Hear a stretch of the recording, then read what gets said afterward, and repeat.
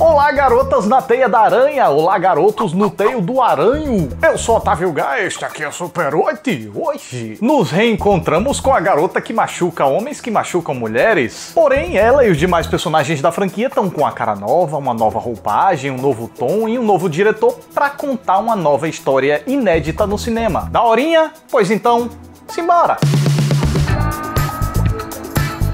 Essa garota foi fazer uma teia de aranha? Qual será o tamanho dessa aranha pra fazer uma teia que cabe uma garota? O Peter Parker tem alguma coisa a ver com essa história? Tudo isso e muito mais agora. Lisbeth Salander é metida num arranca-rabo internacional conspiratório após hackear um aplicativo capaz de controlar as bombas nucleares do mundo tudo. E enquanto vários grupos se descambam atrás dela, a moça faz de tudo para evitar que o treco caia nas mãos dos malvadões e ainda tem que lidar com fantasmas do passado.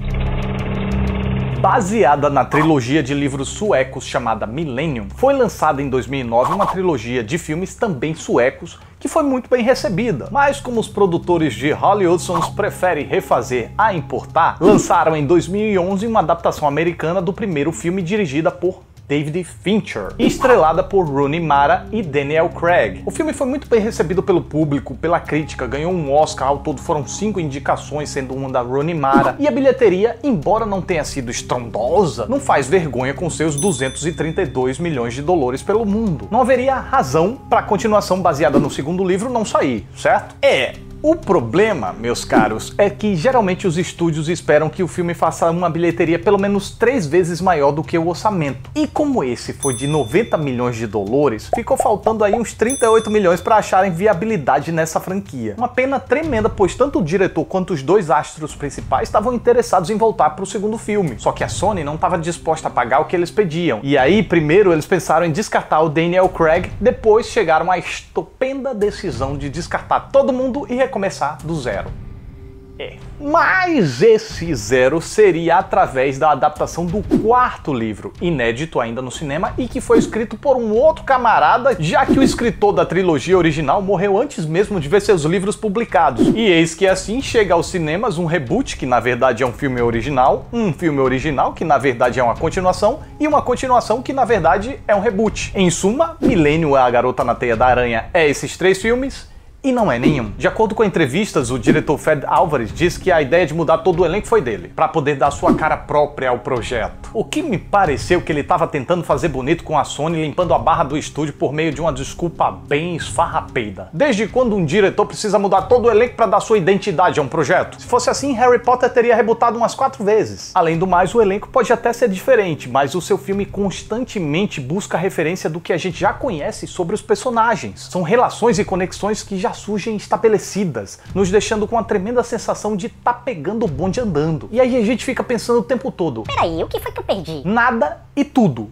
é a resposta. Pois o filme sofre com essa crise de identidade. Não quer ser uma sequência, mas age como se fosse uma. E aí, como A Garota na Teia da Aranha nos faz lembrar constantemente dos seus antecessores, a comparação acaba sendo inevitável, sobretudo com a versão americana do Fincher, que foi a que mais se tornou reconhecida internacionalmente, cuja trama era provocativa e se movia por meio de personagens verossímeis, humanos e com personalidades de uma riqueza digna da nossa avaliação. Enquanto isso, a narrativa nos intrigava com a investigação central de um jeito que a gente quase nem piscava. Isso porque o filme tinha mais de 2 horas e meia, e a história ainda partia de um começo de verdade, o que permitia que a gente captasse a essência da relação complexa entre Lisbeth e Mikael. Enquanto o de David Fincher era um suspense investigativo pé no chão, esse aqui tá mais voltado para uma ação de espionagem que pira na batatinha sem freio. A gente pode começar com a personagem da Lisbeth. A composição da Rooney Mara era super esquisita, mas de uma esquisitice absurdamente real. É possível fazer uma avaliação de horas sobre ela. Um mérito fruto de um casamento perfeito entre a atriz, o roteiro e a direção. Diferente da existência da personagem da Claire Foy nesse novo filme. Ela mantém o ar sisudo, mas dá a sua própria interpretação à personagem, misturando um olhar de sofrimento,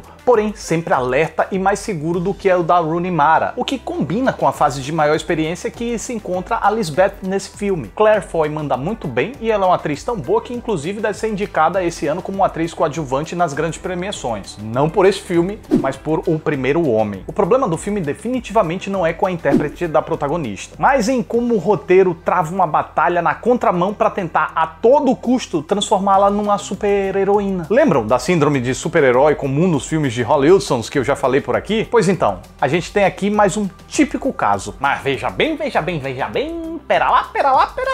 Não ser pé no chão não quer dizer que é um problema por si só. Um filme pode exagerar o quanto quiser e ainda assim entregar um ótimo resultado, desde que se orgulhe do tom irreal do roteiro e assuma a galhofice, o que não é o caso deste filme, que acaba se levando a sério demais, mais a sério do que devia, mais a sério do que o roteiro propunha. E esse problema de desconexão do tom do roteiro com o tom da direção faz com que o filme desenvolva uma aura extremamente genérica e sem o quê?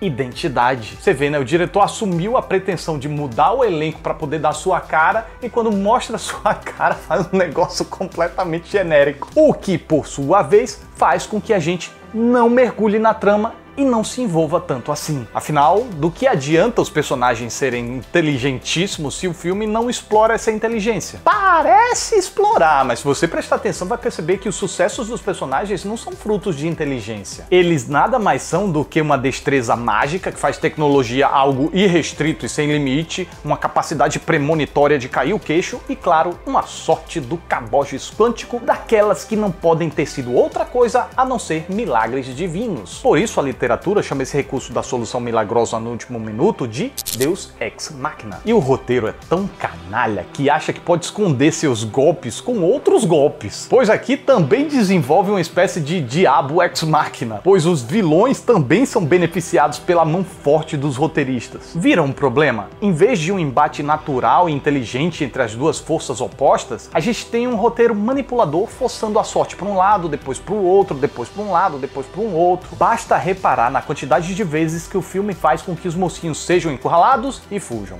encurralados e fujam, encurralados. E nisso o roteiro acha que tá criando a intrincada teia de aranha do título, quando na verdade tá dando voltas e voltas no mesmo ponto, sem sair do lugar. Mas assim, vamos lá. Ainda assim é um filme assistível, e o que faz com que a gente não caia no tédio completo, e pode até fazer alguns saírem agradados do cinema, é que a direção do Fede Álvares consegue percorrer todo o longa com uma energia e uma espiritualidade incansável. E digo mais, o filme até começa com uma progressão boa e a história até estava fluindo satisfatoriamente intrigante no primeiro ato. Agora, a partir do momento que a Lisbeth sai do seu QG, é que a trama começa a sufocar gradativamente, mesmo que consiga alguns respiros esporádicos através de cenas que até funcionam isoladamente. O problema é que dentro do todo elas perdem um brilho por causa dos problemas que eu já falei, o da repetição e o da manipulação pesada do roteiro. Isso quando esses pequenos brilhos que dão essa empolgação esporádica não são ofuscados pelo desengonçamento da própria direção. Do que eu tô falando? Das cenas de porradaria. Eu nem queria mais falar disso, porque vocês já não devem me aguentar mais falar sobre bagunça visual em cenas de ação. Mas, gente, as de T-Bafe desse filme atingem um nível que, nossa senhora, quando eu penso que não tem mais como piorar, aqui ele insere no meio planos zenitais, pula pra cá, pula pra lá, sem muita coerência ou continuidade lógica. Você tá num plano aberto, a pessoa soca o outro. Teoricamente, o que é que você vai imaginar? Vai fechar pra focar o fogo. Não, a pessoa tá dando um chute embaixo, aí corta pra ela de cima assim, aí daqui a pouco tá dando um tapa, um soco, Gente, mas é uma confusão tão grande que se eu pudesse narrar o que eu vi, seria algo próximo de pedras batidas no liquidificador. Felizmente, nas perseguições, cenas de espionagem, cenas que não dependem tanto de combate corpo a corpo, o filme se sai bem melhor. Não de um jeito que vai marcar na sua mente, mas pelo menos de um jeito que você vai conseguir entender o que está acontecendo. Sobre as interpretações, que belo rol de gente sem graça. O molequinho é extremamente tedioso e ainda é forçado a verbalizar diálogos absurdos, como aquele em que ele manifesta seu sentimento após um acontecimento trágico. O Mikhail desse filme é um zero à esquerda completo, não consegue sequer apresentar um esboço da presença que o Daniel Craig ofereceu. Mas a gente tem que concordar que o coitado do ator nem tinha pra onde também, já que seu personagem é praticamente descartável. Lakeith Stanfield convence com a sua intensidade. O vilão russo lá consegue convencer com a sua presença. Agora, a vilã interpretada por Sylvia Hoeks, no entanto... Ai, que mulherzinha mais aborrecida. Desde o visual, a composição sufocada da atriz. E aquele figurino vermelho gritando: Por favor, alguém olhe pra mim, pelo amor de Deus. Vixe! Quer aparecer? Bota uma melancia na cabeça e fica dançando bilu teteia. Se bem que eu acho que nem assim essa vilã conseguiria despertar alguma atenção. Eu sinceramente não saí do cinema com uma sensação tão ruim do filme. Ele me cansou do meio pro final, mas aquelas cenas bacaninhas e esporádicas conseguiram me manter acordado até o fim. O que já é um triunfo. Porém, refletindo agora melhor sobre o conjunto da obra, eu pude perceber que ele mais me desagradou do que agradou. Pois afinal, Millennium, A Garota na Teia da Aranha, tem um tom sério e se acha um grande thriller de espionagem, quando na verdade, mesmo que comece nessa linha, acaba descambando cada vez mais numa tremenda de uma farofada exagerada, perdida, genérica e repetitiva em si mesma. Ai, como eu queria que a Sony desconsiderasse esse filme e voltasse atrás com aquela fórmula que tinha dado tão certo, para nos dar aquela sequência que a gente tanto aguardou e que esses personagens tanto merecem. E essa é minha reação ao filme.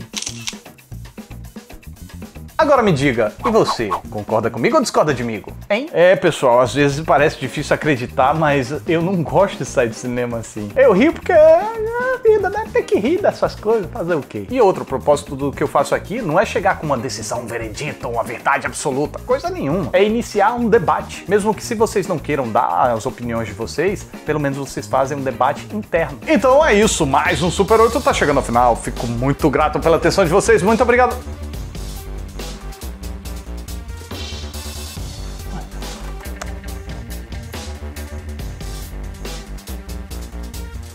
Tchau!